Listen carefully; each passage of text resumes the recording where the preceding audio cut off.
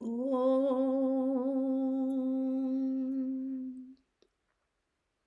भीष्मद्रोणतटा जयद्रथजला गान्धारनीलोत्पला शल्यग्राहवती कृपेण वहनी कर्णेन वेलाकुला अश्वत्थामविकर्णघोरमकरा दुर्योधनावर्तिनी सोत्तीर्णा खलु पाण्डवैरणनदी कैवर्तकः केशवः पाराशर्यवचः सरोजममलं गीतार्थगन्धोत्कटन् नानाख्यानककेसरं हरिकथा सम्बोधनाबोधितं लोके सज्जनषट्पदैरहरः पेपीयमानं मुदा भूयात् भारतपङ्कजं कलिमलं प्रध्वंसि न श्रेयसे मूकं करोति वाचालं पङ्गुल्लङ्घयते गिरिं यत्कृपातमहं वन्दे परमानन्दमाधवं नारायणं नमस्कृत्य नरं चैव नरोत्तमं देवीं सरस्वतीं व्यासं ततो जयमुदीरयेत्. ॐ श्री परमात्मने नमः. नमस्कार श्रोते हो. माधवी रघुवीर या यूट्यूब चॅनलमध्ये आपणा सर्वांचं अतिशय मनापासून सानंद स्वागत करत आहे. धर्मक्षेत्रे कुरुक्षेत्रे या उपक्रमाच्या माध्यमातून आपण दर सोमवारी भेटतोय रात्री 8 वाजता आणि त्या भेटीतून आपण भगवद्गीतेतल्या प्रत्येक अध्यायातल्या प्रत्येक श्लोकातल्या प्रत्येक शब्दावर सखोल असं विचारमंथन करतोय.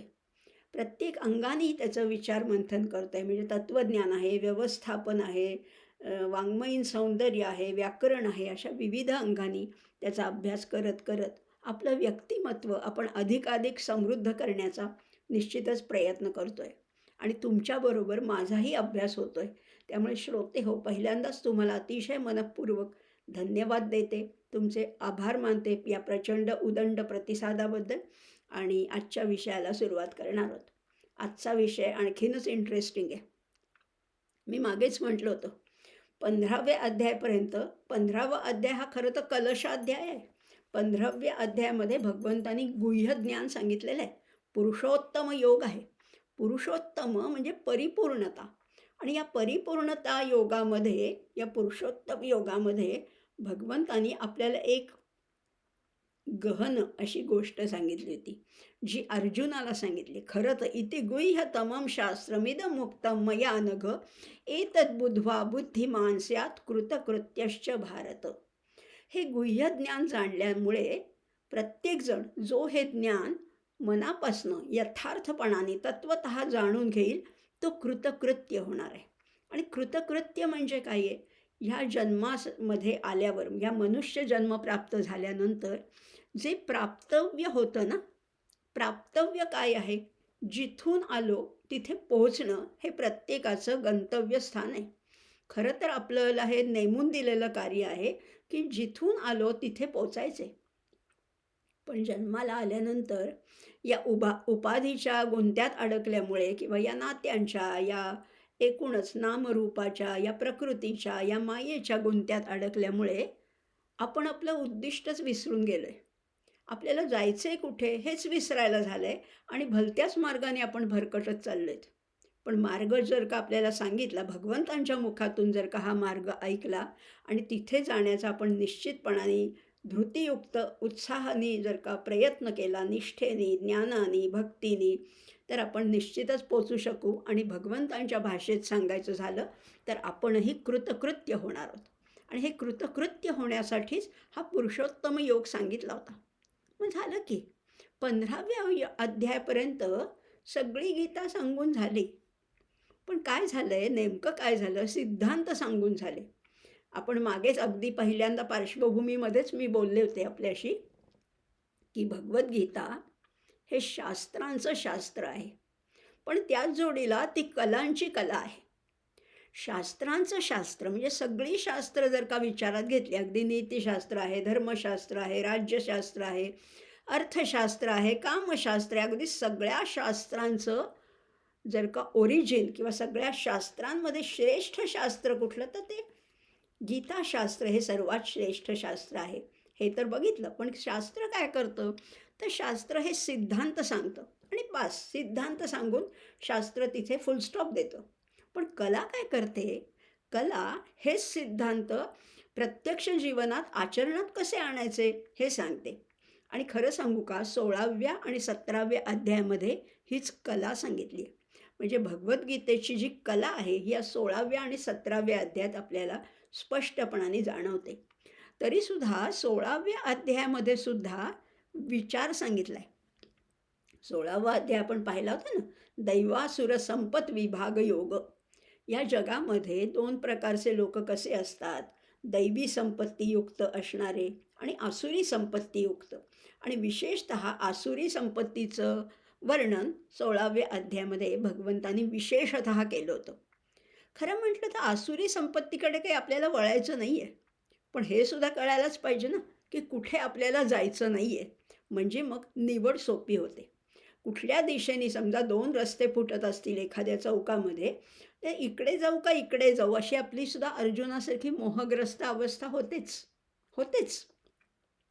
मग तेव्हा निश्चितपणाने कळलं, की ह्या मार्गाने जायचं नाही आहे, इथे धोके आहेत, इथे हा रस्ता नरकापर्यंत जातो आहे, ह्या गैरमार्गाने, ह्या अधोगतीला जातो आहे, एवढं कळलं, की मग तो रस्ता बंद करायचा आणि जो योग्य मार्ग आहे त्याने जायचं. म्हणजे 16व्या अध्यायामध्ये दैवासुर संपत्ती विभाग योग सांगून भगवंतांनी कुठल्या मार्गाने जायचं नाही, काय टाळायचं आहे. या जीवनामध्ये आकर्षणं पुष्कळ आहेत, पुष्कळ आकर्षण आहेत, पुष्कळ लोभाची ठिकाणं आहेत, पण तिथे जायचं नाही आहे असं भगवंतांनी सांगून आपला मार्ग सोपा केला आहे.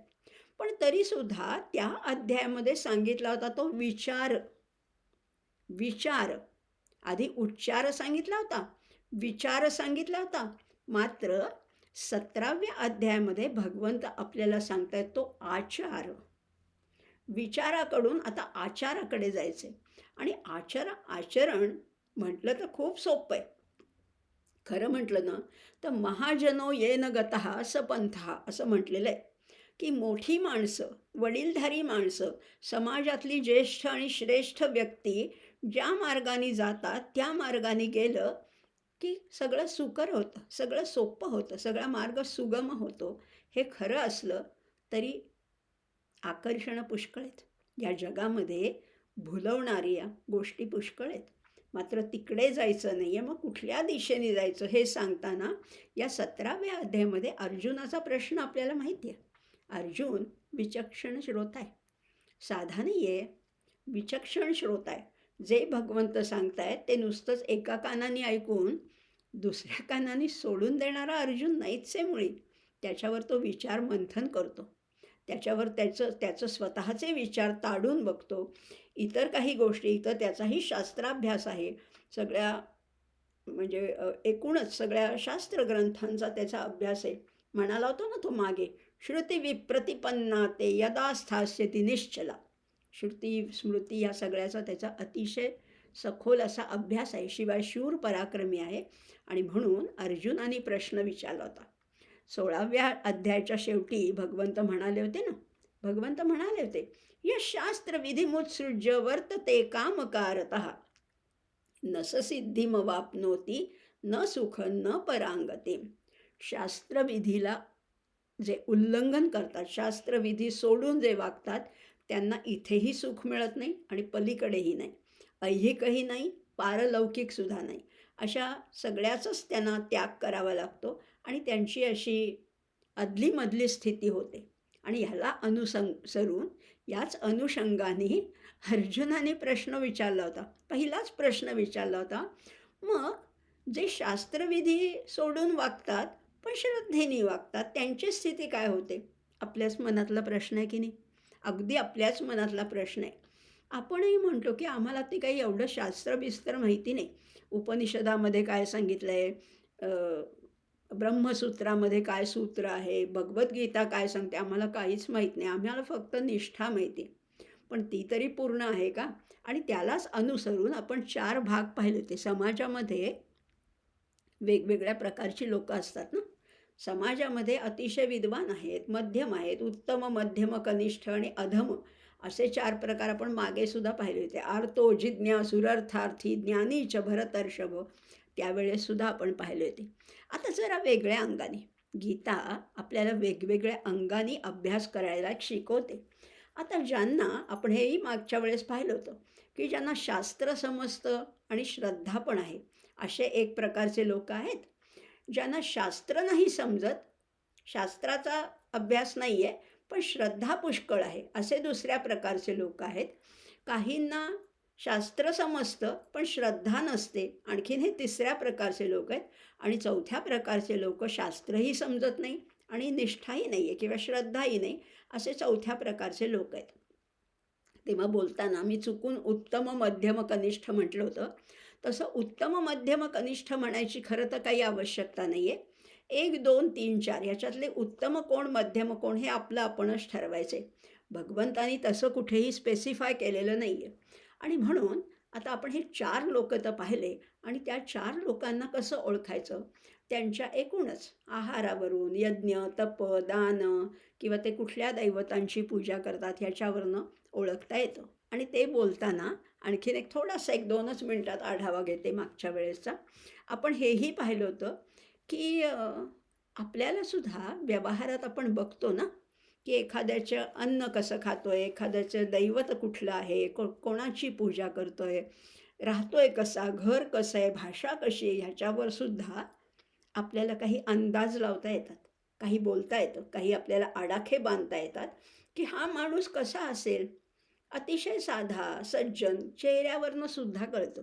आणि तेव्हा मी बोलले होते आपल्याशी, आठवतंय ना तुम्हाला? भाषा आणि भूषा. भाषा कशी आहे, उच्चारण कसं आहे, शब्दांची निवड कशी आहे, याच्यावरनं सुद्धा माणसाचं सत्व, रज, तम गुण कळत असतात.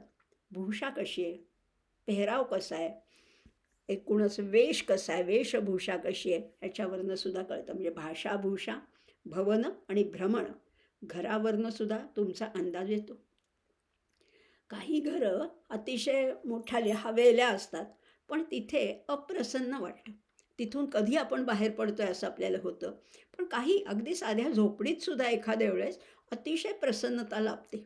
एखादी साधी झोपडी पण स्वच्छ आहे. अगदी छोटंसंच अंगण आहे, त्याच्यापुढे 1-2 फुलझाडं आहेत, दाराशी सुबकशी रांगोळी काढलेली आहे. आतमध्ये त्या मांडणीवर असे स्वच्छ हारीने घासलेले डबे लावलेले आहेत, पातेली आहेत आणि एखादी अतिशय हसतमुख अशी त्या 2 लेकरांची आई जेव्हा दारापाशी येते, तेव्हा ते घर किती प्रसन्नतेने भरून जातं ना. म्हणजेच भवनावरनं ठरतं तसंच भ्रमणावरनं सुद्धा ठरतं. तुम्ही कुठे भ्रमण करताय, तुमचा नेहमीचा संचार कुठे याच्यावरनं सुद्धा कळतं. आणि भजन आणि भोजनावरनं सुद्धा कळतं. भजन म्हणजे तुम्ही कोणत्या देवतांचं भजन करताय, कोणाला पूजताय ह्याच्यावरनं कळतं आणि भोजनावरनं तर निश्चितच कळतं. आणि खरं सांगू का, भोजन हा आपल्या सगळ्यांचा जिव्हाळ्याचा विषय आहे. माणसाची बुद्धी पालटते ती भोजनाच्याच प्रसंगी. त्यामुळे खरंच आहे, जनी भोजनी नाम वाचे वदावे असं म्हटलेलं आहे ना समर्थाने. भोजन करताना आपण सारखं म्हणजे बघा ना, आपल्याला कोणी विचारलं की नामस्मरण करा, परमेश्वराचं, रामाचं नाव घ्या. आपण म्हणतो आम्हाला वेळच नाही. मग समर्थाने एक सोय सांगून ठेवलेली आहे. भोजन करताना 2 वेळेला तरी कमीत कमी जेवताना मग तेव्हा नाव घ्या. जनी भोजनी नाम वाचे वदावे. मग भोजन हा अतिशय जवळचा विषय. कुठलंही भोजन असो, अगदी पंचतारांकित हॉटेलमधलं भोजन असू दे किंवा एखाद्या साध्या घोंगड्यावर बसून केलेलं कांदा भाकरीचं जेवण असू दे. जेवण, भोजन हा माणसाच्या अतिशय आवडीचा, जिव्हाळ्याचा आणि अतिशय जवळचा विषय आहे. आणि त्याच विषयाला भगवंतानी या अध्यायात हात घातलेला आहे. आता आपल्याला वाटे या युद्धभूमीवर हे वर्णन करायची काय आवश्यकता होती? युद्धभूमीवर थोडंच भोजन करायचं होतं? अहो नाही, पण ही जी भगवद्गीता आहे ना, ती अर्जुनाच्या निमित्ताने आपल्या सगळ्यांना सांगितली आहे ना. आणि म्हणूनच आपल्या सगळ्यांना सांगताना आणि अर्जुनालाही सांगताना भगवंत काय म्हणतात, आहारस्त्वपि सर्वस्य त्रिविधो भवति प्रियः. 3 प्रकारचे आहार भगवंतांनी आपल्याला मागच्याच वेळेस सांगितले ते, सात्विक, राजसिक आणि तामसिक. आणि तसेच यज्ञस्तपस्तथा दानं तेषां भेदम इमं शृणु. त्याच्यातलाही भेद आता भगवंत आपल्याला सांगणार आहेत. म्हणजे आता ह्या 4 गोष्टी तर नक्की झाल्या. भोजन म्हणजे अन्न, यज्ञ, तप आणि दान, या 4 गोष्टींचे 3 प्रकार आपण ह्या अध्यायात बघणार आहोत. मग आज सुरुवात करायची का अन्न ह्या प्रकाराला. अन्न कसं अन्न तर आता बघूया. अन्नावरनंच संस्कार ठरतात. ज्या घरात जशा प्रकारचं अन्न शिजत असतं त्याप्रमाणे त्या घरातल्या मुलांवर त्याचे संस्कार होत असतात. मागेही आपण पाहिलं होतं, अन्नात भवन्ति भूतानि. अन्नापासूनच भूत मात्र तयार होतात, हे तर खरीच गोष्ट आहे. पण दुसरी त्याच्या पलीकडची गोष्ट आहे की त्या भूतमात्रांचा स्वभाव, संस्कार, आचरण या अन्नावरच ठरत असतं. अन्नात भवन्ति भूतानि. आणि म्हणून तर आता भगवंत काय सांगतात, 3 प्रकारचे अन्नाचे प्रकार आपल्याला सांगणार आहेत. बघूया आता. आयुस्सत्व बलारोग्य सुख प्रीती विवर्धनाः रस्या स्निग्धा स्थिरा हृद्या आहारा सात्विक प्रियाः. फार सुंदर श्लोक आहे, फारच सुंदर आहे. म्हणजे एवढ्या श्लोकाला जर का अनुसरून आपलं भोजन घेतलं ना तरीसुद्धा निम्म्याच्या वर आजार दूर होतील आणि मनसुद्धा एकाग्र व्हायला किंवा भगवतचरणी लीन होण्यासाठी सुसज्ज होईल. एवढं तर नक्कीच आहे. मग आता बघूया ना हे काय काय प्रकार सांगितलेत, अन्नाचे काय काय प्रकार आहेत. तर सात्विक अन्न नक्की कशाला म्हणायचं. सात्विक अन्न म्हटल्यानंतर काही लोक आधी नागडोळे मुरडतात की सात्विक अन्न म्हणजे काय, ते दूध भात आणि गुळगुळीत आणि मिळमिळीत जेवण असं नसतं. सात्विक श्रद्धेसाठी सात्विक आहार पाहिजे. आहार सात्विक असेल तर श्रद्धा सात्विक होणार आहे. आणि खरंच आहे, जर ही दैवी संपत्ती धारण करायची असेल तर पहिल्यांदा आहार सुधारला पाहिजे. म्हणजे लगेच बदल आहारात करायचं असं नाही, पण हळूहळू केलं तर आपल्याला समर्थ होता येतं. आपल्याला अतिशय पुष्टी मिळते, तुष्टी मिळते, शक्ती मिळते, सुख मिळतं, शांती मिळते, आरोग्य, आमय निरामय असं आयुष्य मिळतं. म्हणून तर मागे आपण बोललो तो मागच्या भागामध्ये, देही आरोग्य नांदते भाग्य नाही या परते. पुष्कळ मोठी हवेली आहे, पुष्कळ जड जवाहीर रत्न हिरे माणकं आहेत, पैसा भरपूर आहे, मोठाले कारखाने आहेत, पण जर का आरोग्य नसेल तर ह्या सगळ्याचा काय उपयोग. ततः किं ततः किं ततः किं ततः किं, त्याचा काहीच उपयोग नाही हो. मग आरोग्य पाहिजे आणि आरोग्य मिळवण्यासाठी फार मोठा काही खर्च करावा लागत नाही. आपली एक अशी कल्पना आहे की काहीतरी फार मोठं खर्च केला की मग आरोग्य मिळेल. अहो नाही, उलट कमीत कमी खर्चामध्ये उत्तम अन्नपदार्थ तुम्हाला मिळू शकतात आणि तुम्ही घरी बनवू शकतात. मग आता ह्या जगामध्ये आपणच आपल्याला सबळ करायचं आहे आणि त्याच्यासाठी नियमित व्यायाम पाहिजे आणि सकस आहार पाहिजे. प्रत्येक व्यक्ती जर का सबळ असेल, सुदृढ असेल, खणखणीत आरोग्य असेल तर कुठला प्रॉब्लेमच येणार नाही.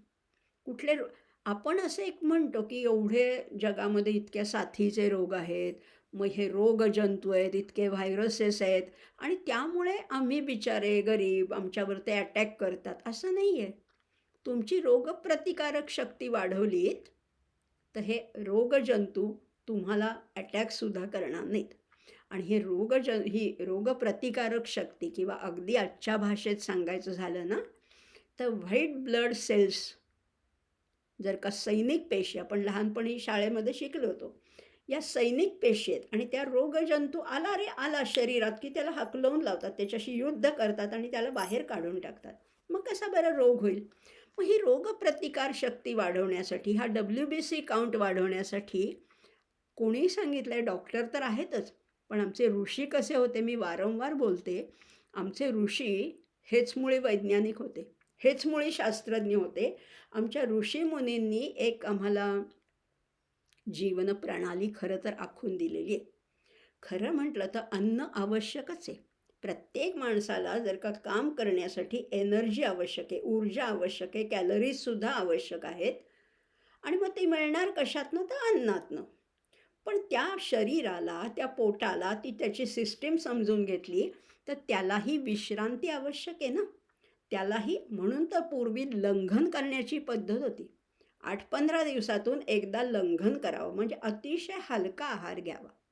बघा ना, आपण आपल्याकडे एखादं मशीन असतं, एखादी गाडी असते किंवा एखादं काही टू व्हीलर आहे. कुठल्या तरी प्रत्येक इंजिनाला, प्रत्येक मशीनाला, प्रत्येक मशीनला, प्रत्येक यंत्राला सर्व्हिसिंग लागतं ना.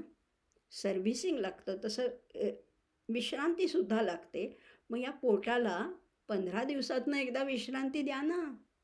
एकदा विश्रांती द्या. विश्रांती म्हणजे अजिबात खायचं नाही असं नाही आहे, पण त्याला काहीतरी बंधनं घाला. एरवी तुम्ही वाटेल ते खाताच ना, पण 15 दिवसातून एकदा विश्रांती द्या आणि ती 15 दिवसातली एक दिवस कुठला?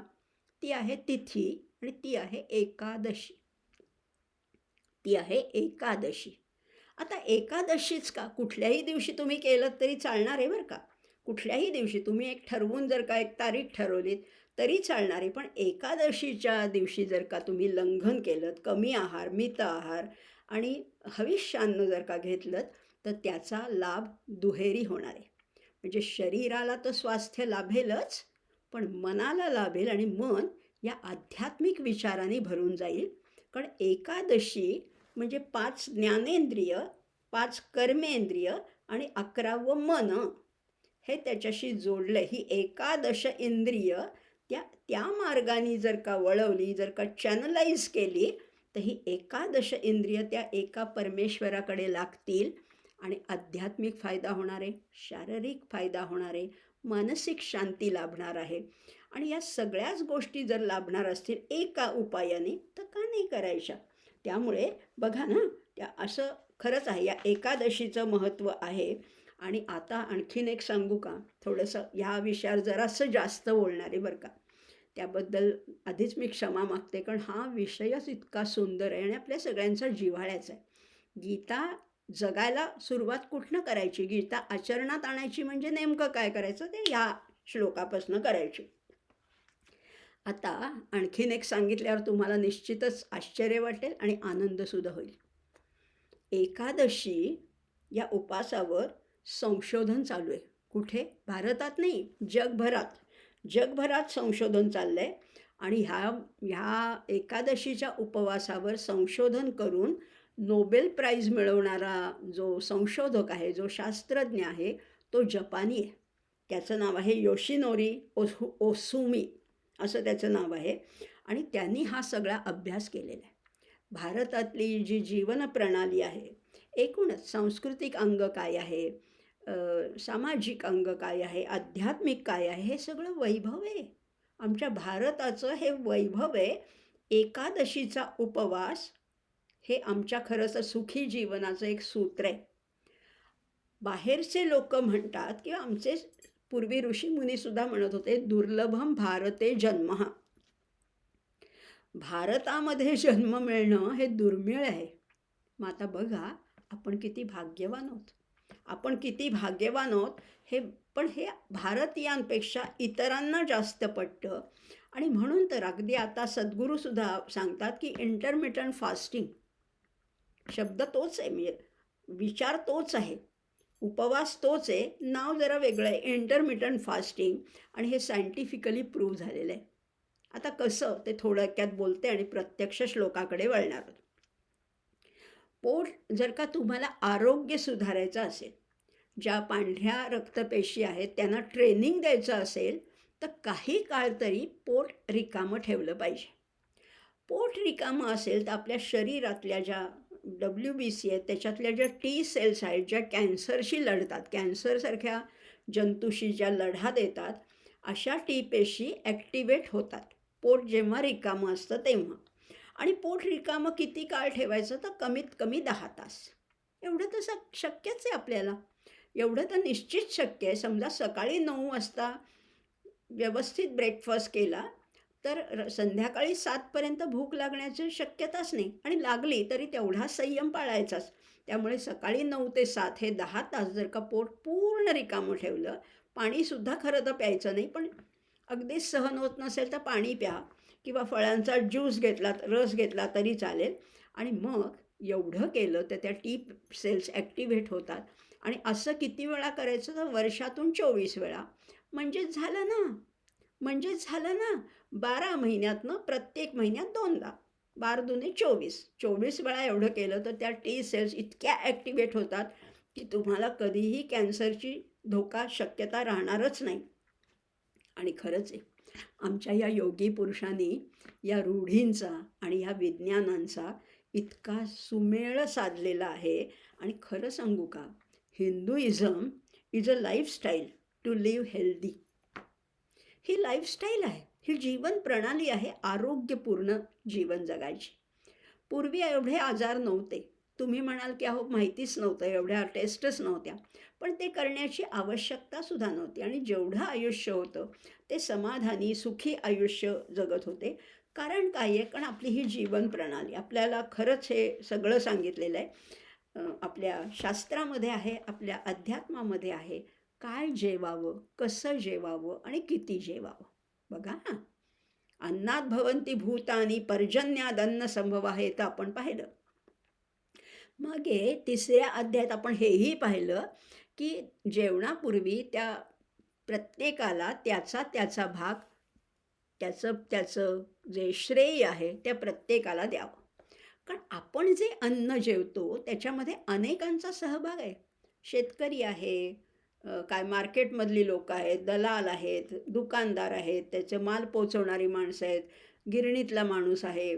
या सगळ्यामुळे आपल्याला एक पोळी आपल्या पानात पडते.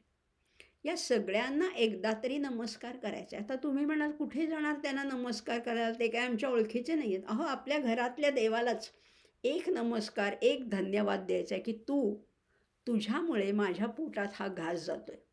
तुमच्याकडे कितीही पैसा असला तरी कधी कधी तुम्हाला उपाशी पण राहायला लागलं आहे.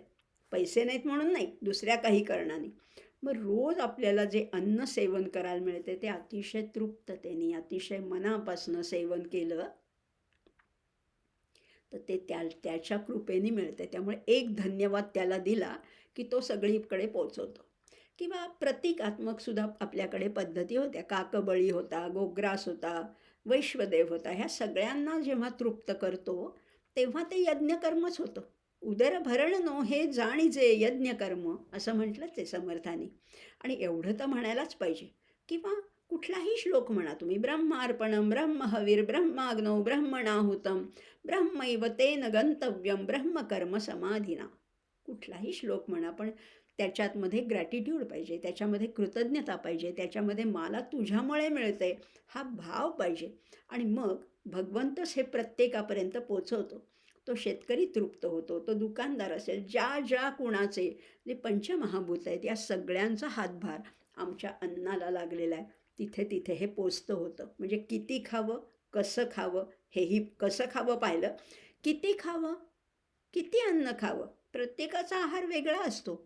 पण बघा, असं आपल्याकडे सांगून ठेवलेलं आहे की जेवढं तुमचं पोट आहे, जेवढं पोट आहे त्याच्या अर्धाच भरायचं आहे, त्याचा अर्धा भागच भरायचा आहे. एक श्लोक आधी सांगते आणि मग त्याचं स्पष्टीकरण आपण बघूया.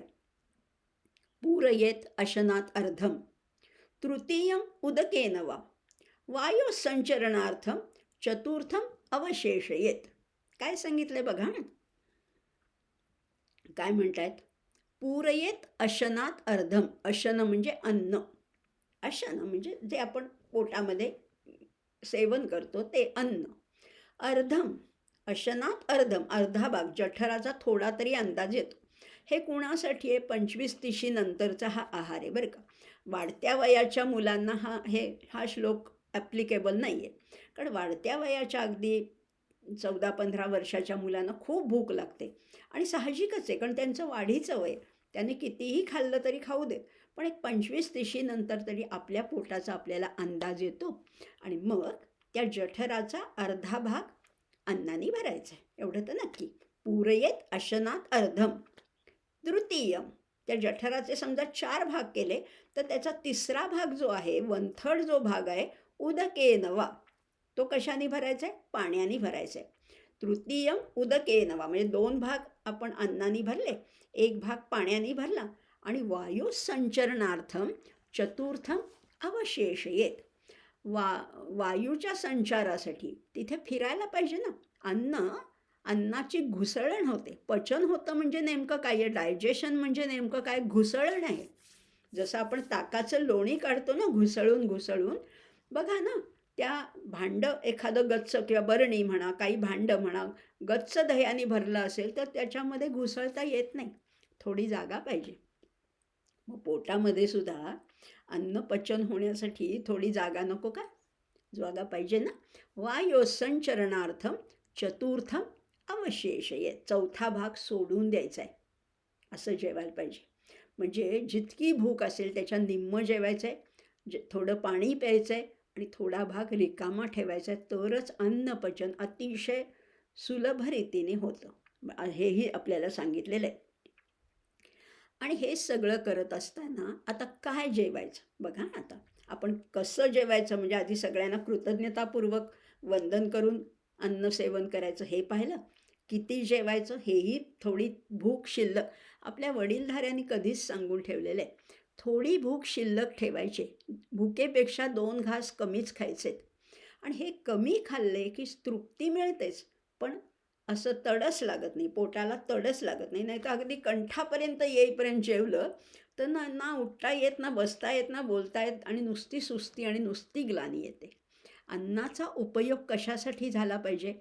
पुढची क्रिया करण्यासाठी, पुढची ऊर्जा, आपल्याला काहीतरी काम आहे, धंदा आहे, उद्योग आहे, छंद आहेत, हे जोपासण्यासाठी अन्नाचा उपयोग आहे.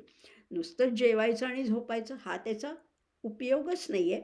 आणि म्हणून हे सगळं करत असताना आणखीन काय करायचे तर अधूनमधून पथ्य पाळायचे. एक संस्कृत सुभाषित आहे बरं का. पथ्य म्हणजे काय आहे? आपली जशी प्रकृती आहे त्यानुसार आहार घ्यायचा आहे. की सगळंच काही अगदी रोज डॉक्टरांना विचारून जेवायचं असं नाही आहे, पण आपल्याला थोडं तरी कळतं. आणि आयुर्वेदाने तर सांगितलंच आहे. आयुर्वेदाने सांगितलं आहे स्वस्थस्य स्वास्थ्य रक्षणम, स्वस्थस्य स्वास्थ्य रक्षणम आतुरस्य विकार परिमोचनम. स्वस्थ माणूस आहे त्याचं स्वास्थ्य रक्षण झालं पाहिजे, आणि जो आतुर आहे, ज्याला काही व्याधी झाली आहे, ज्याला विकार आहेत, त्याला त्या रोगातनं मुक्ती मिळाली पाहिजे. एवढं तर नक्कीच. मग या अन्नामधनं, आणि एक गंमत सांगू का याच्या पुढची, किती बोलावं तेवढं खरं तर कमीच आहे. अन्न असं म्हटलेलं आहे की अन्न हेच औषध आहे. अन्न हे औषध जर का योग्य प्रमाणात घेतलं तर रोगही होणार नाही आणि वेगळं औषध घ्यायची आवश्यकता सुद्धा नाही. तुम्ही म्हणाला अन्न कसं काय औषध? श्रीखंड बासुंदी हे काय औषध आहे का? अहो हो, या औषधच ह्याला म्हटलेलं आहे. म्हणजे बघा आरोग्य आपलं चांगलं राहायचं असेल तर प्रकृती चांगलं, आपण असं म्हणतो ना की तुमची प्रकृती कशी आहे, कारण ही प्रकृती हा स्वभाव आहे. स्वभावावर प्रकृतीवर ते आरोग्य ठरतं, आणि रोग म्हणजे विकृती आहे किंवा बिघाड आहे. आता अन्न हेच जर का औषध असेल, एका इंग्लिश मॅगझिनमध्ये सुद्धा मी आत्ता परवा नुकतंच वाचलं, लेट फूड बी दाय मेडिसिन.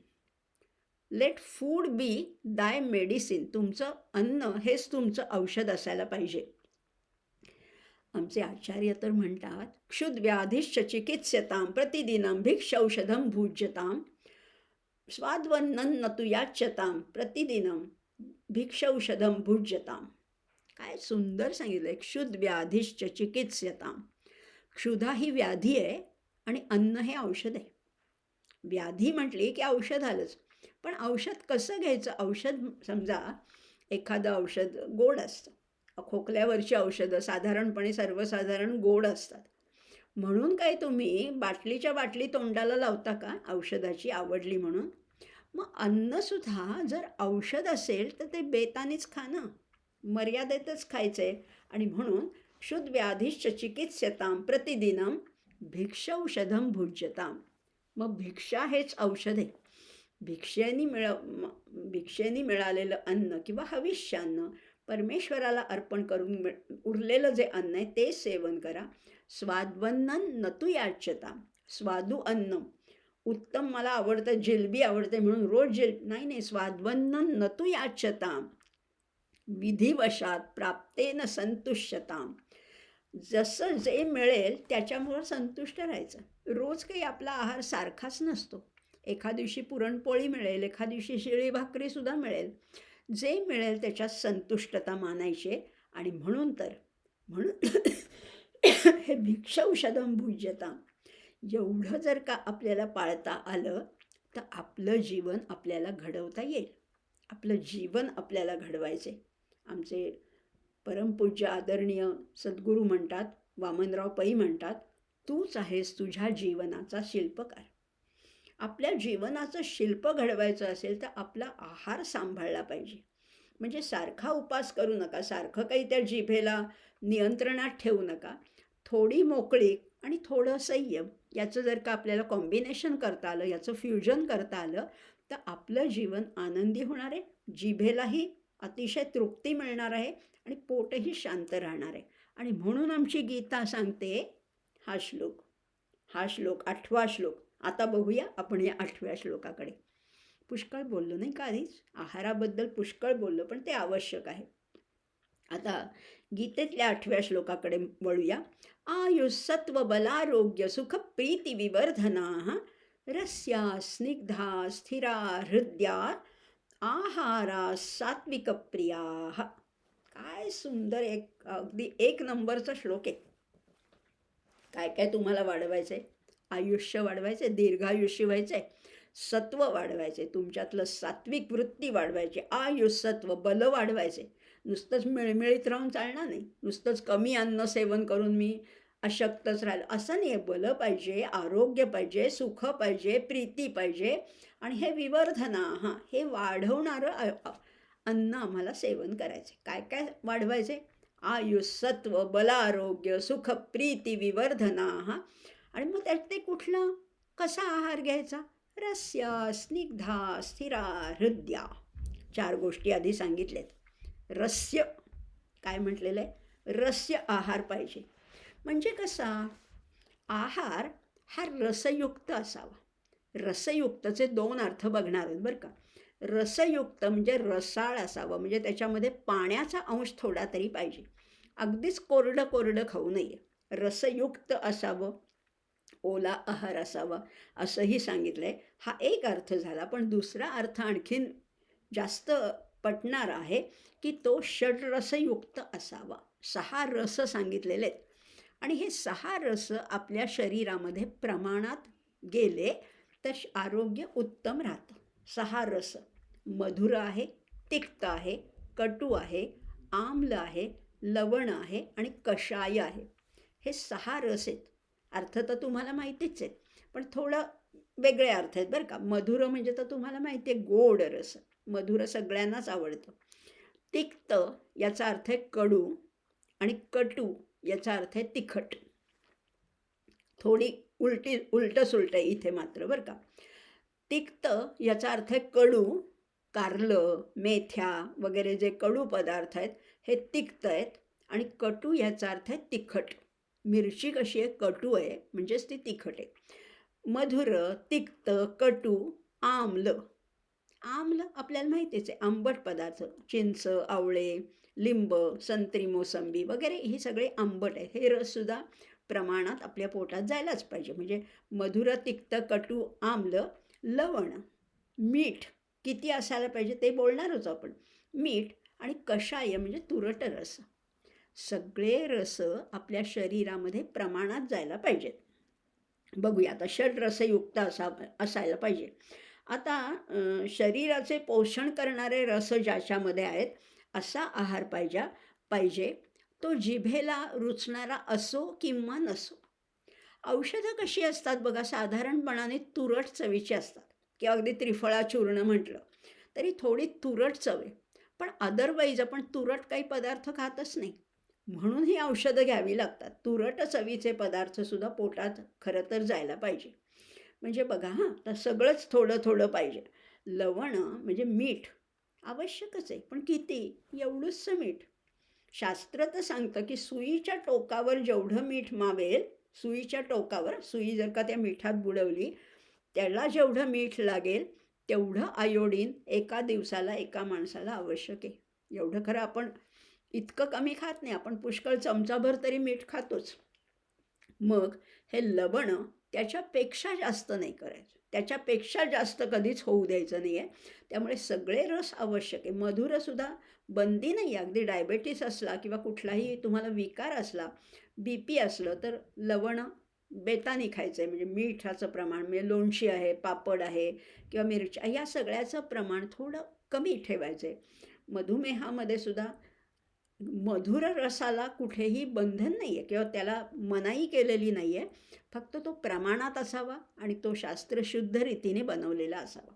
बाजारची विकतची हलवायाच्या दुकानातली मिठाई ती मात्र त्याज्य आहे. पण घरी बनवलेला एखादा अर्धा लाडू, एखादी वडीसुद्धा चालते. त्यामुळे मधुर रसाला खरं म्हटलं तर कुठे बंधन नाही आहे.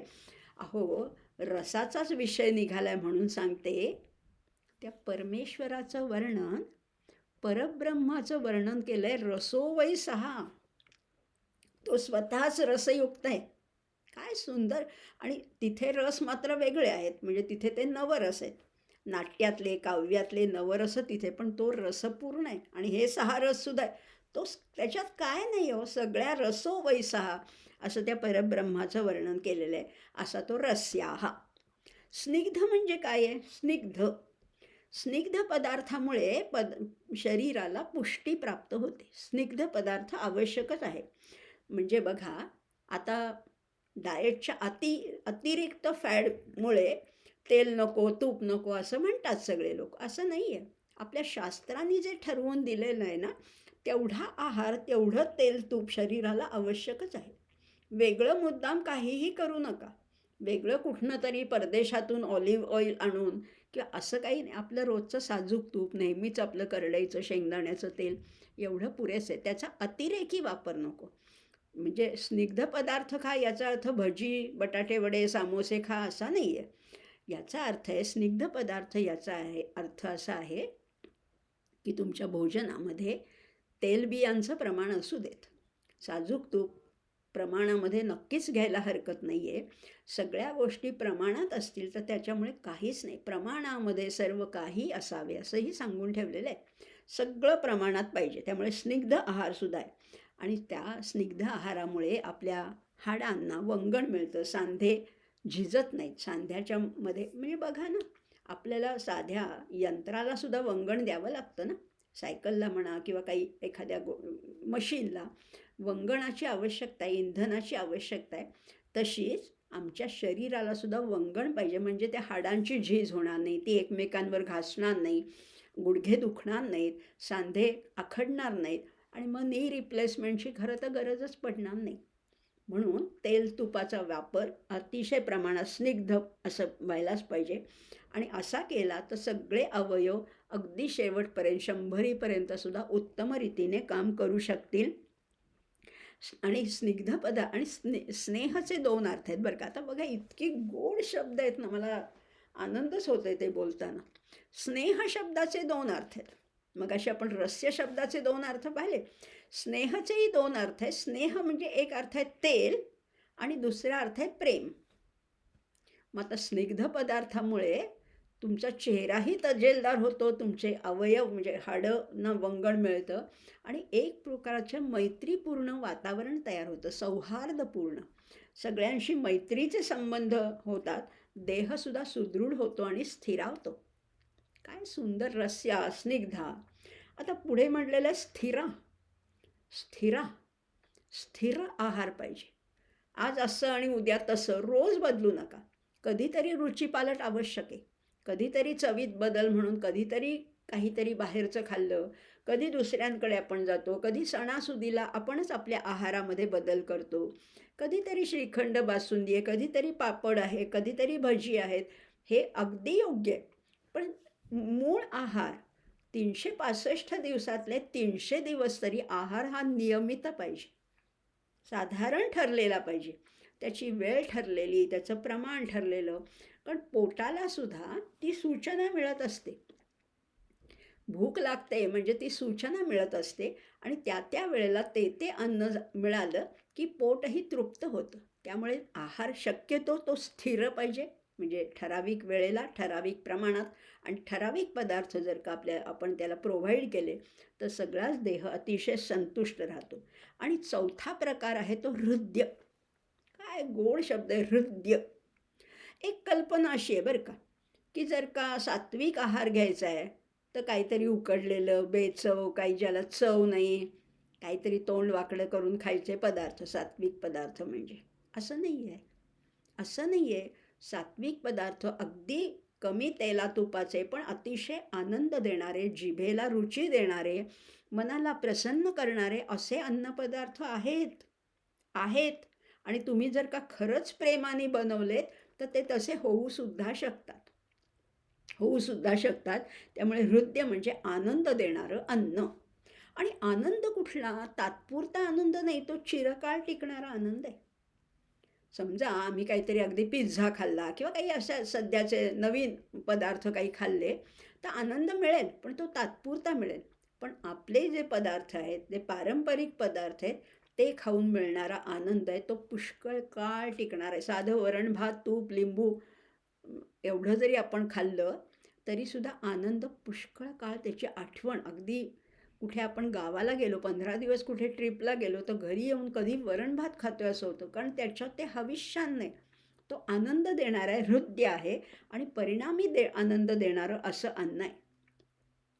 आणि नाहीतरी अन्नाचा मूळ हेतू आहे देहधारण आहे. अन्न कशासाठी सेवन करायचं तर हा देह धारण केला आहे ना, त्याची पुष्टीसाठी करायचे. आमचे समर्थ रामदास स्वामी जेव्हा 12 वर्षाचे, जेव्हा त्या टाकळीला येऊन राहिले होते नाशिकच्या जवळ, तेव्हा ते भिक्षा मागायला जायचे गावामध्ये आणि जी भिक्षा गोळा होईल ती सगळी गोदावरीच्या पाण्यामध्ये धुवायचे. त्या गोदावरीच्या म्हणजे त्याच्यातला तेला तुपाचा साखरेचा अंश निघून जायचा आणि तो गोळाभर जे अन्न आहे त्याचे 3 भाग करायचे. तिथे एखादी गाय असेल तर किंवा कुत्रं असेल त्याला द्यायचे, काही भाग माशांना द्यायचे आणि उरलेला भाग आपण सेवन करायचे. काय विचार आहे! हा 12 वर्षाचा मुलगा काय अन्न सेवन करत होता, पण ह्या अन्नावर हा देह पुढची 12 वर्ष कसा पोसला गेला आणि कसा खणखणीत झाला, विचारच करायला पाहिजे. मुद्दाम वेगळं काही करण्याची आवश्यकता नाही, मुद्दाम बदाम पिस्ते खाण्याची गरजच नाही आहे. साध्या अन्नाने अतिशय पुष्टी मिळू शकते. त्यामुळे हा हृदय असा अन्नाचा प्रकार आहे. आणि अन्नाला आपण आत्ताच म्हटलं ना, अन्नालाच औषधं म्हटलेलं आहे. आणि एक सुभाषित त्याच्यावरनं सहज आठवलं बरं का, जर का अन्न तुमचं उत्तम असेल तर तुम्हाला कुठलाही रोग होणार नाही. एक श्लोक असा आहे, त्याची दोन्ही वाक्य सारखीच वाटतील तुम्हाला, पण थोडा फरक काय आहे ते आपण बोलूया. पथ्ये सती गदार्थस्य भेषजग्रहणेन किम. पथ्ये सती गदार्थस्य भेषजग्रहणेन किम. दोन्ही वाक्य सारखीच आहे, दोन्ही ओळी सारख्याच आहेत, पण अर्थ वेगळा आहे. पथ्ये सती, पथ्य केलं असताना, गदार्थस्य जो रोगी माणूस आहे, भेषजग्रहणेन किम. भेषज म्हणजे औषधं. औषधं घेण्याची आवश्यकताच काय, किम म्हणजे काय आवश्यकता. पथ्ये सती, पथ्य केलं तर रोगी माणसाला औषध घेण्याची आवश्यकता काय, असा प्रश्न विचारलाय. आणि दुसऱ्या वाक्यात हेच शब्द आहेत, पण एक थोडा फरक आहे. पथ्ये असती मध्ये अवग्रह आहे, एस काढलेला आहे. पथ्य आणि सतीच्या मध्ये एस आहे, अवग्रह आहे. पथ्ये असती, पथ्य केलं नाही, गदार्थस्य, गद म्हणजे रोग, गदार्थस्य गदानी अर्थ झालेलं रोगी माणसाला भेषजग्रहणेन किम. आणि तिथे म्हणलेलं आहे की औषध घेऊन तरी काय उपयोग. जर का पथ्य केलं नाही तर औषध घेऊन काय उपयोग, आणि पथ्य केलं तर औषधाची आवश्यकता काय. काय सुंदर एक एक सुभाषित आपल्याला डोळ्यात अंजन घालणार आहे. मग एवढंच करूया ना, काय औषधाच्या गोळ्या घेण्याची हौस आहे का आपल्याला. उत्तम आहार घेऊया आणि उत्तम आपलं आरोग्य सांभाळूया. इतकी सोपी गोष्ट आपल्याला गीतेने सांगितली आहे. आणखीन बघूया, झालं नाही बरं का, हा श्लोक इतका महत्त्वाचा आहे, अजून झालं नाही. बघा ना, सात्विक आहाराची मुख्य लक्षणं कुठली, कशाला सात्विक आहार म्हणायचं. तुम्ही म्हणाल आम्ही वरण भात भाजी पोळी आमटी कोशिंबीर चटणी खातो, हा सात्विक आहार आहे का. हो, हा सात्विक आहार आहेच आहे, पण पंजाबी लोकांचा वेगळा, साऊथ इंडियनचा वेगळा, आसामी लोकांचा वेगळा, ओरिसाचा वेगळा, गुजराती लोकांचा, म्हणजे आपल्या भारतातच इतकी अन्नाची विविधता आहे. मग नक्की सात्विक किंवा परदेशातल्या लोकांचं आणखीन काही वेगळं असेल. प्रत्येकाचा आहार वेगळा आहे, पण मग त्याची लक्षणं काय आहेत ते तरी बघूया. सात्विक आहाराची 9 लक्षणं बघूया. काय होतं तर जो आहार घेतला असताना दीर्घायुष्य प्राप्त होतो तो आहार सात्विक. नॉर्मली एक जनरल स्टेटमेंट केलेलं आहे. सरासरी दीर्घायुष्य कुठल्या आहाराने प्राप्त होतं. आता असं सिद्ध झालं की जपानी लोक हे सर्वात जास्त दीर्घायुष्य आहेत असं सिद्ध झालेलं आहे. पण आता आपला जर का भारतापुरता विचार करायचा झाला तर जे लोक दूध उत्तम रीतीने घेतात किंवा दूध किंवा दुधाचे पदार्थ त्यांना दीर्घायुष्य प्राप्त होतं. आपल्यालाही माहिती आहे की दूध हे पूर्णान्न आहे. त्यामुळे दीर्घायुष्य प्राप्त होणारा आहार तो सात्विक आहार, असं एक लक्षण झालं. दुसरं लक्षण काय आहे तर द्वंद्व सोसण्याची ताकद वाढते. फार विचारपूर्वक केलेले द्वंद्व, आपण द्वंद्व पुष्कळ पाहतोय. गेले आता 16-17 अध्याय आपण द्वंद्वाचा विचार करतोय. द्वंद्व म्हणजे परस्पर विरोधी गोष्टी. सुखदुःख आहे, निंदा स्तुती आहे, जय पराजय आहे, लाभहानी आहे, शीत उष्ण आहे, ही द्वंद्व आहेत. हे सहन करण्याची ताकद वाढते. थंडीचे दिवस असो, उन्हाळ्याचे असो, अनुकूल परिस्थिती असो, प्रतिकूल असो, सुख लाभो दुःख लाभो, द्वंद्व सहन करण्याची ताकद कशामुळे लाभते तर ते आहे, त्याचं एक उत्तर त्यांनी दिलेलं आहे, गाईचं तूप. गाईचं तूप. पूर्वीचे ऋषी बघा ना, वसिष्ठ किंवा म्हणजे सगळेच ऋषी आहेत, व्यास आहेत, वाल्मिकी आहेत, हे ऋषी अतिशय तेजस्वी होते आणि अतिशय निरोगी होते, बारीक होते, स्थौल्य नव्हतं, ओबेसिटी नव्हती अजिबात. गाईच्या तुपाने बुद्धी तल्लख होते, शरीर कृश राहतं आणि एक प्रकारचा उत्साह, एक प्रकारचा जोम प्राप्त होतो. आणि ही द्वंद्वस, आणि मग बघा ना त्यांच्या अंगात काही स्वेटर आणि थर्मल आणि असलं काही होतं का? साधं एक धोतर, साधं उपरणं घेऊन ते थंडी उन्हाळ्याशी सामना करत होते. ही ताकद वाढते त्या सात्विक आहारामुळे. त्यामुळे गाईचं तूप ह्याला विशेषतः कारणीभूत आहे. शारीरिक बळ वाढतं ते परत दुधामुळेच. शक्ती वाढते ना, तिसरं लक्षण आहे शारीरिक बळ वाढतं ते दुधामुळे. शरीर व्याधीमुक्त होतं. कशामुळे? व्याधी शिरतच नाही शरीरात, एंटरच करायला वाव नाही आहे. कशामुळे? जर का तेलकट तुपकट जर का वर्ज्य केलं, म्हणजे त्याचा अतिरेक टाळला, तर ती निश्चित. आपल्याकडे सणावारी हे पदार्थ खायला मुभा दिली होती. म्हणजे त्याला स्वातंत्र्य होतं की सणावारी कधीतरी दसरा, दिवाळी, पाडवा या दिवशी भजी वगैरे करायला मुभा आहे, तेवढं आवश्यक आहे. पण त्याच्यापेक्षा रोज नाही. रोज हे समोसा आणि बटाटे वडा किंवा पिझ्झा पास्ता नाही, रोज नाही. तेलकट तुपकट वर्ज्य केलं तर शरीर व्याधीमुक्त होतं. हे चौथं लक्षण आहे. 5वं आहे भोजनानंतर आल्हाद आणि तृप्ती वाटते. भोजन झाल्यानंतर सुस्ती नाही येत, ग्लानी नाही येत किंवा आळस येत नाही, उलट आल्हाद वाटतो. अतिशय काम करायला एक एनर्जी येते, ऊर्जा प्राप्त होते. ते कशामुळे? तर कुठेही आहारामध्ये जेव्हा मधाचा वापर केला जातो तेव्हा, किंवा आपण पंचामृत, काही पूजेच्या वेळेला आपण पंचामृत एक चमचा काय आनंद वाटतो, काय त्याची एक तृप्ती असते. ते एक तर देवाचं त्याच्यामध्ये प्रसाद म्हणून आपण घेतो, पण या मधाचं हे वैशिष्ट्य आहे की आल्हाद आणि तृप्ती वाटते. 6वं वैशिष्ट्य आहे की भोजन करताना अन्नाची रुची वाढते. ते कशामुळे? तर पायसामुळे. बघा आपल्याकडे पद्धत आहे की नैवेद्याच्या ताटामध्ये थोडी तरी खीर वाढली जाते आणि ही खीर ही सुरुवातीला खायची. भोजनाची सुरुवातच त्या खिरीपासनं किंवा ते पुरण वाढलं जातं त्याच्यापासनं. या मधुर पदार्थांनी भोजनाच्या सेवनाला प्रारंभ करायचा आहे. त्यामुळे भोजन करताना अन्नाची रुची वाढते. 7वं वैशिष्ट्य आहे रसयुक्त आहारामुळे शरीर सक्षम होतं. आता रसयुक्त आहार म्हणजे पक्व अन्न, पक्वान्न नाही, पक्व अन्न म्हणजे पूर्ण शिजवलेलं अन्न, म्हणजे भात आहे, पोळी आहे, भाजी आहे किंवा फळं आहेत, या सगळ्याचं तेव्हा स्निग्ध त्या सक्षम होतं, असं 7वं वैशिष्ट्य आहे.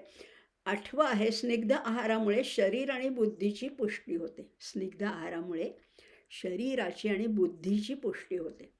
अगदी मी मनापासून सांगते आपल्या सर्वांना, आपल्या घरात जर का मुलं असतील, लहान मुलं, शाळेत जाणारी जर का मुलं असतील, तर त्यांना आवर्जून 8-15 दिवसातनं तरी थोडं तरी लोणी खायला द्या. घरचं घरचं ताकाचं लोणी त्यांना जरूर खायला द्या. बुद्धीला निश्चितपणाने एक सतेजता प्राप्त होते. एक तेज, एक प्रकारचं चापल्य प्राप्त होतं. त्यामुळे बुद्धी सतेज होते, तल्लख होते, कुशाग्र होते आणि शरीराला लोण्याने, लोणी, बटर नाही म्हणत आहे मी, लोणी, घरचं पांढरं लोणी जरूर दिलं तर त्याच्यामुळे बुद्धीची पुष्टी होते. आणि 9वं लक्षण आहे की ज्यामुळे अन्नाचा सारांश दीर्घकाळ शरीरात टिकतो असं अन्न म्हणजे हविष्यान्न. एखाद्या यज्ञप्रसंगी जे किंवा उपासाचं किंवा ज्याला आपण निर्लेप अन्न म्हणतो, अशा अन्नामुळे तो सारांश जो आहे तो पुष्कळ काळ शरीरामध्ये टिकून राहतो. म्हणजे असं आहे पूर्वीपासनं ज्याला सोवळ्यात केलेला स्वयंपाक म्हणा किंवा निर्लेप ज्याच्यामध्ये पाण्याचा अंश कमी आहे किंवा दुधात केलेली दशमी म्हणा, थालीपीठ म्हणा किंवा अगदी दही पोहे म्हणा, उपमा म्हणा, अशा गोष्टीमुळे हा सारांश टिकून राहतो. अशी 9 लक्षणं सात्विक आहाराची सांगितलेली आहेत. आणि ही लक्षणं ह्या सात्विक आहारामध्ये आहेत. आणि मग हे जर का घेतलं तर आयु सत्व बलारोग्य सुख प्रीती विवर्धना रस्या स्निग्धा स्थिरा हृद्या आहारा सात्विक प्रिया. इथे कुठेही भगवंतानी सांगितलेलं नाही आहे की तू असा आहार घे. भगवंत फक्त सजेस्ट करतायत, सुचवतायत अर्जुनाला की असा असा आहार सात्विक लोकांना प्रिय असतो. बस एवढंच सांगितलेलं आहे. आता हे आपण ह्या सात्विक आहाराची पुष्कळ वैशिष्ट्य पाहिली आणि खरंच आहे, कमी पैशामध्ये, कमी सामग्रीमध्ये उत्तम अन्न शिजवता येतं. आपल्याला वाटतं की यांच्याकडे खूप पैसा आहे म्हणून ते अगदी काय ड्रायफ्रूट्स खातात, फळावळ खातात. असं नसतं अहो. उलट कधी-कधी उलटा परिणाम होतो की अतिशय साध्या, अतिशय मध्यमवर्गीय, अतिशय साध्या कुटुंबात राहणारी मुलं अतिशय बुद्धिमान निपजतात. कारण त्यांना प्रत्येक अन्नाच्या प्रत्येक घासाची किंमत असते. जिथे जिथे अन्न वाया जातं तिथे तिथे अन्न शाप देतं असंही म्हणतात. आणि अन्न शिजवताना त्या व्यक्तीचे त्या अन्नावर संस्कार होत जातात. एका घरातली अशी एक कथा सांगतात. अतिशय उत्तम दाम्पत्य होते, म्हणजे एक पती पत्नी होते. उत्तम डॉक्टर होते, अगदी दोघंही अतिशय हुशार होते, अतिशय सज्जन होते. आणि त्यांच्या घरामध्ये त्यांचा एकच मुलगा होता, एकुलता एक मुलगा, तोही अतिशय चांगला होता. म्हणजे सगळी फॅमिली अतिशय चांगलीच फॅमिली होती. पण हळूहळू काय झालं, हा मुलगा वाढत त्यांच्याकडे अर्थातच सुबत्ता असल्यामुळे स्वयंपाकासाठी कोणीतरी एक बाई होते, एक मावशी येत होत्या. आणि मग ते सगळं होत असताना या मुलाला हळूहळू करत करत जेव्हा तो 7वी-8वीत गेला तेव्हा त्याला चोरीचं एक नाद लागला, चोरीचंच व्यसन लागलं. की कुणाच्या तरी मित्राच्या, शेजारच्या मुलाच्या दप्तरातनं काही साध्या साध्या गोष्टी, अगदी इरेझर असेल, शार्पनर असेल, पेन्सिल, पेन, वही, हे चोरण्याची सवय लागली. आणि मग त्याचं प्रकरण हळूहळू वाढत गेलं. तेव्हा मग प्रिन्सिपॉलनी तक्रार केली, आईवडिलांना बोलवलं आणि सांगितलं की असं असं तुमचा मुलगा करतोय. आईवडिलांना अतिशयच वाईट वाटलं, कारण खरंच सज्जन होते. त्यांनी जेव्हा शोध घेतला तेव्हा त्यांना कळलं की त्यांच्या घरात ज्या स्वयंपाक करणाऱ्या ज्या बाई होत्या त्यांना ती चोरीची एक सवय होती. त्या काही छोट्या मोठ्या वस्तू घरातनं चोरत होत्या आणि त्यांनी केलेल्या स्वयंपाकामुळे या मुलावर परिणाम झाले. कारण मुलाचं वय होतं ते संस्कारक्षम होतं आणि या मुलावर परिणाम झाले. आणि असं घडू शकतं. आणि म्हणून तर आपण नेहमीच म्हणतो ना की सगळ्यात उत्तम अन्न कुठलं, सगळ्यात उत्तम स्वयंपाक कोण करतं, तर आई. आई जसा स्वयंपाक उत्तम करते तसं कोणीच नाही. प्रत्येकाची आई, बरं का, प्रत्येकाची, तुमच्याही प्रत्येकाच्या आईचे काहीतरी स्पेशल पदार्थ असतील. कारण पदार्थ महत्त्वाचं नाही आहे, त्याच्यातलं प्रेम महत्त्वाचं आहे, त्याच्यातला जिव्हाळा, त्याच्यातलं जे आपल्या कुटुंबाच्या स्वास्थ्याबद्दल असलेली जी कळकळ आहे ती महत्त्वाची आहे. आणि असं अन्न नेहमीच सात्विक असतं. त्यामुळे अन्न कुठलं घ्यायचं तर शक्यतो आईने शिजवलेलं, किंवा घरामध्ये पत्नी असेल, मुलगी असेल, सून असेल, हे आपल्या कुटुंबियांच्या आरोग्याची ज्यांना खरीच काळजी आहे, साधेच पदार्थ असू देत, मग त्याला वेगळं काही घालायला नको. ज्या पदार्थामध्ये आपला जीव ओतला जातो ना, मग त्याच्यामध्ये रसोई मॅजिक किंवा किचन किंग घालायची काही गरजच उरत नाही. तुम्ही जीव घालताय, तुम्ही प्रेम देताय, तोच पदार्थ सात्विक, तोच पदार्थ उत्तम. आयुस्सत्व बलारोग्य सुख प्रीती विवर्धना रस्या स्निग्धा स्थिरा हृद्या आहारा सात्विक प्रिया. काय आहार उत्तम असला की जीवनच सुखाचं होईल, सगळं जीवनच बदलू शकेल. आत्तापर्यंत नसेल केलं तर आत्ता सुरू करूया, आता तरी सुरू करूया. Better late than never. उशिरा का होईना सुरुवात करूया. पण आता सगळीच लोक अशी नसतात ना. मग समाजामध्ये काही वाईट लोकसुद्धा आहेत, काही मध्यम लोकसुद्धा आहेत, किंवा आमच्यामध्ये सुद्धा काही दुर्गुण आहेतच. मग ते कशामुळे होतात ते लगेच पुढे सांगितलंय. कट्वम्ल लवणात्युष्ण तीक्ष्ण रूक्ष विदाहिनः आहारा राजसस्येष्टा दुःखशोकामयप्रदाः. काय काय सांगितलंय बघा. आता भगवंत काय म्हणतायत. भगवंत सांगतायत कटू अम्ल लवण अति उष्ण अति तीक्ष्ण रूक्ष विदाहिनः. किती प्रकार सांगितलेत. कटू म्हणजे मगाशीच आपण पाहिलं ना, कटू म्हणजे तिखट. कटू म्हणजे कडू नाही, कटू म्हणजे तिखट. अम्ल म्हणजे आंबट, लवण म्हणजे खारट, अति उष्ण म्हणजे अति गरम, तीक्ष्ण म्हणजे टोचणारं, रूक्ष म्हणजे अतिशय कोरडं, आणि विदाहिनः म्हणजे अतिशय मसालेदार किंवा जे खाल्ल्यानंतर त्रास होतो, असं घशाशी येतं किंवा करपट ढेकरा येतात किंवा ॲसिडिटी होते, असे विदाहिनः. असा आहार कुणाला आवडतो. आहारा राजसस्येष्टा दुःखशोकामयप्रदाः. असा आहार राजसस्य इष्टा. काय शब्द आहे. राजसस्य राजस माणसाचा, इष्ट म्हणजे त्याच्या आवडीचा आहार आहे. पण तो आहार कसा आहे. दुःख शोक आमय प्रदाह. असा आहार घेतल्यामुळे दुःख तर होतंच, शोक होतो. म्हणजे बघा, दुःख हे शरीराला असतं, शोक हा मनाला असतो, आणि आमय हा दोन्हीकडे असतो. आमय म्हणजे विकार व्याधी. मानसिकही व्याधी आहेत आणि शारीरिकही व्याधी आहेत. आपण मागच्या वेळेस पाहिलं होतं, आधी आणि व्याधी असं ते देणारे असा आहार आहे. मग असा आहार आम्ही सुद्धा घेतो बरं का. आम्ही अगदीच काही वर्णन केल्याप्रमाणे सगळाच सात्विक आहार घेत नाही. आम्हालाही लोणचं आवडतं, पापड आवडतं, जरा स्पायसी कधीतरी खायला आवडतं. पण असे जे राजस लोक आहेत त्यांना काय प्राप्त होतं फळ. दुःख शोकामय प्रदाह असं म्हटलेलं आहे. आता हे तर झाला शब्दशः अर्थ. आता आणखीन बघूया. म्हणजे ह्या आहारामध्ये जिभेचे चोचले पुरवणारे सगळे पदार्थ याच्यात मोडतायत. खारट आहे, तिखट आहे, आंबट आहे म्हणजे चटकमटक, अगदी भेळ आहे, पाणीपुरी आहे, आवडतं आम्हाला, रगडा पॅटीस हे सगळं आवडतं. अति तिखट म्हणजे मिरच्या, ठेचा, खरडा, लोणची हे अति तिखट आहे. अति आंबटसुद्धा म्हणजे अतिशय आंबट चिंबट. थोडा लिंबू वगैरे योग्य प्रमाणात घेतलं तर ठीक आहे, पण चिंचेचे अति प्रमाणात सेवन करणं हे सुद्धा धोकादायकच आहे. असे अति आंबट पदार्थ खाल्ल्यामुळे अल्सर होण्याची सुद्धा शक्यता असते. आणि जे मगाशी पाहिलं ना आपण सात्विक आहारामध्ये जे पाहिलं ना, स्थिर आहार हा सात्विकच फक्त शक्य आहे. लक्षात घ्या. आता आपण त्याच्या डिटेलमध्ये जाणार आहोत. राजस आहार हा कधीही स्थिर राहू शकत नाही, कारण तो स्थिर नाहीच आहे, तो अस्थिर आहे. त्याचं एक समर्थन मी आपल्या पुढे मांडते की माणसाच्या शरीरामध्ये चेतकाचं प्रमाण हळूहळू वाढत असतं. आता लक्षात घ्या, थोडे काही टेक्निकल शब्द आहेत, थोड्या संज्ञा वापरते. चेतक, माणसाच्या शरीरामध्ये चेतकाचं प्रमाण हळूहळू वाढत असतं. साध्या शब्दात नाही समजणार. म्हणजे बघा, एखादं व्यसन असतं, तंबाखू आहे, सिगरेट आहे, दारू आहे, ही व्यसन, किंवा आता नवीन पद्धतीप्रमाणे ड्रग्ज आहेत. आधी थोडंसं पुरतं, कधीतरी दिवसभरातनं एखादे तंबाखू खाल्ली, एखादी सिगरेट ओढली, पुरतं.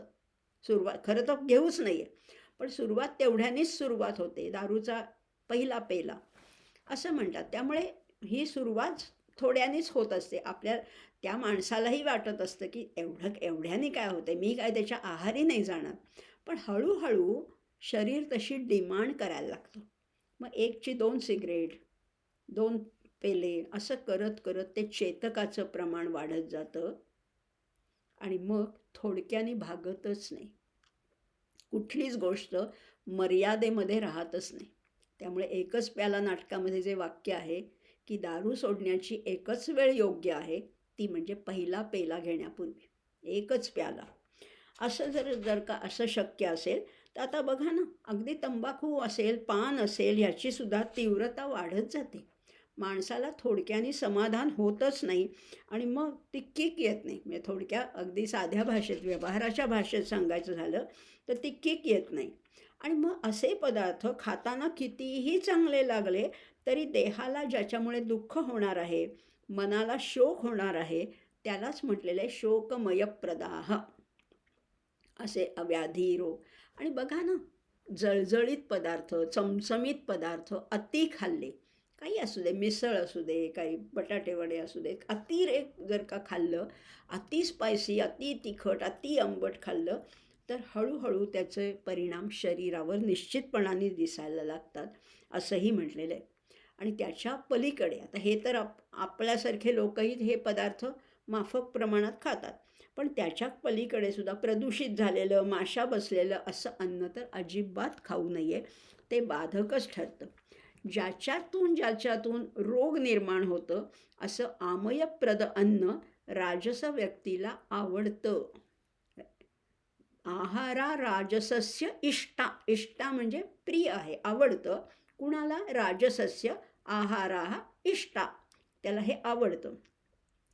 आता जसे आपण सात्विक अन्नाचे 9 गुणधर्म पाहिले होते, तसे राजस अन्नाचे सुद्धा पाहूया ना. त्याचीही लक्षणं किंवा त्याचे गुणधर्मसुद्धा पाहूया. अतिकटू. कटू आता इथे म्हणले ना, कट्वम्ल लवणात्युष्ण. तर आता कटू म्हणजे तिखट, म्हणजे मिरच्या. नुसत्या मिरच्याचे ठेचा, गोळेच्या गोळे खाणारे लोक आहेत. खेडेगावातली माणसं जास्त खातात, पण शहरामध्ये सुद्धा हे प्रमाण आहेच.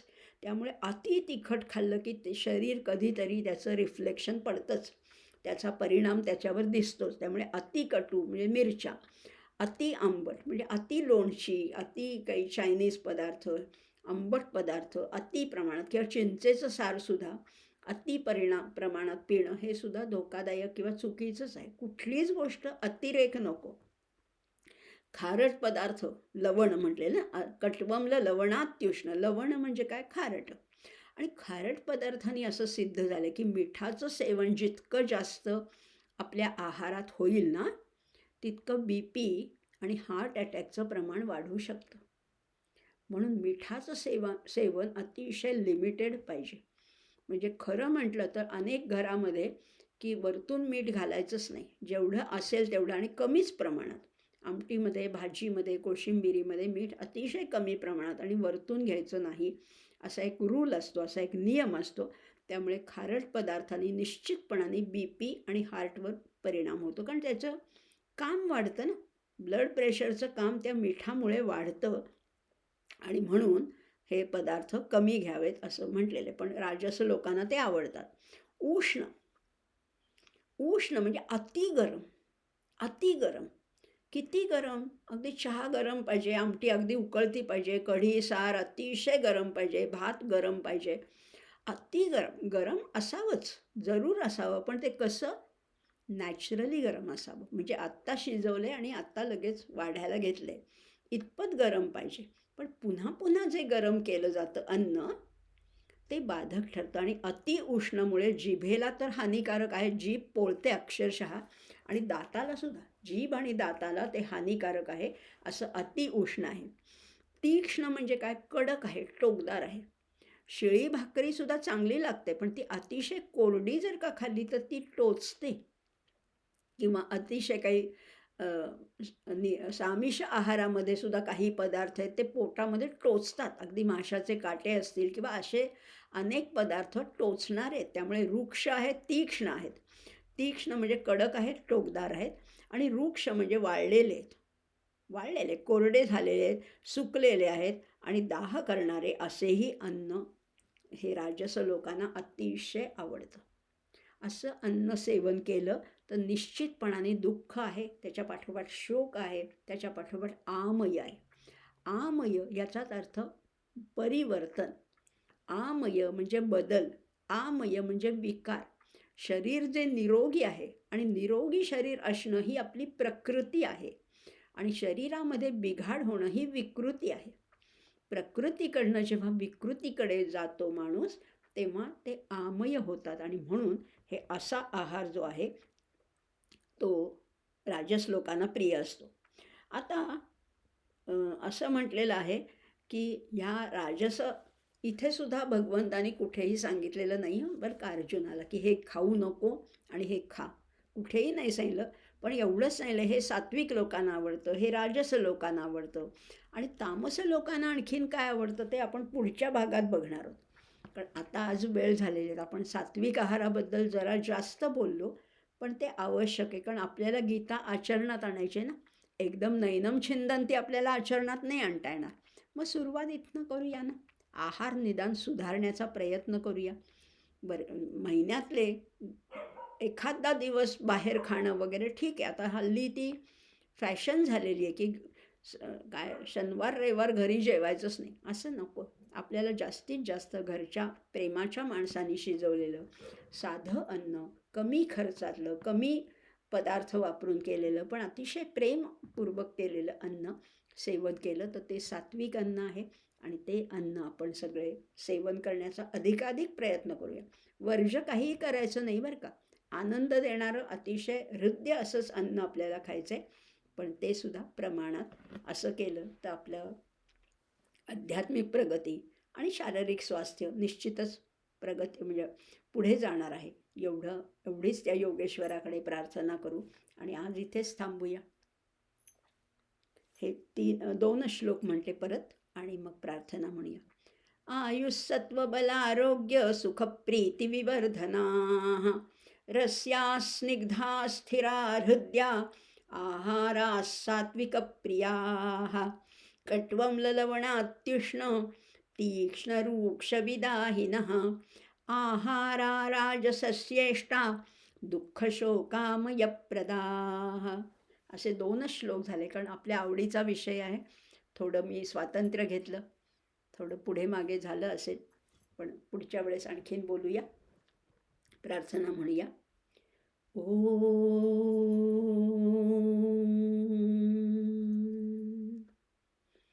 शांताकारं भुजगशयनं पद्मनाभं सुरेशं विश्वाधारं गगनसदृशं मेघवर्णं शुभांगं लक्ष्मीकान्तं कमलनयनै योगिभिर्ध्यानगम्यं वन्दे विष्णुं भवभयहरं सर्वलोकैकनाथं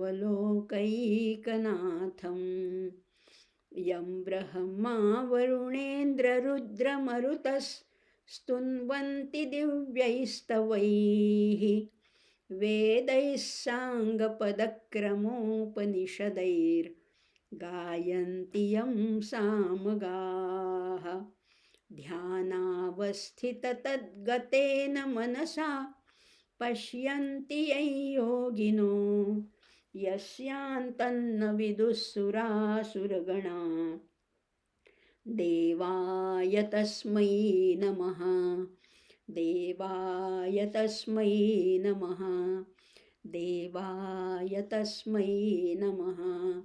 भगवान गोपाल कृष्ण महाराज की जय. गीता माता की जय. ज्ञानेश्वर महाराज की जय. जय जय रघुवीर समर्थ.